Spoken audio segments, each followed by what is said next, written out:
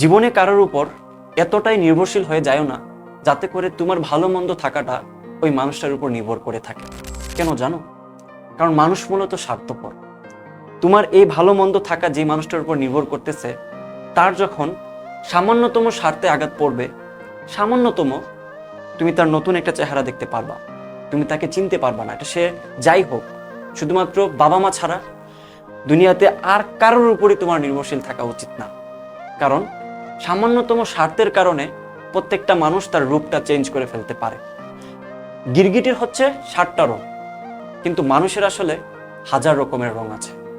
So সবসময় আমি তোমাদেরকে বলবো যে কারোর উপর নির্ভরশীল হয়ে যায় না, কারোর উপর এতটা ইমোশনালি কানেক্টেড হয়ে যায় না যাতে করে তার প্রত্যেকটা রিমোট কন্ট্রোলের মাধ্যমে তুমি চলতেছ।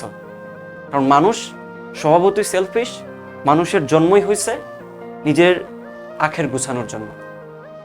পৃথিবীতে খুবই অল্প মানুষই আছে যারা নিজের সব কিছু ত্যাগ করে অন্যকে ভালো রাখার চেষ্টা করে, বাট 99% মানুষ হচ্ছে স্বার্থপর। সো কখনোই কারোর উপর এতটাই ইনভলভ হবা না, এতটাই নির্ভরশীল হবা না যাতে করে তার কোনো একটা আচরণের কারণে, তার কোনো একটা ইনসিডেন্সের কারণে তোমার জীবনটা একটা ভিন্ন রকমের শেপ নিয়ে নেয়।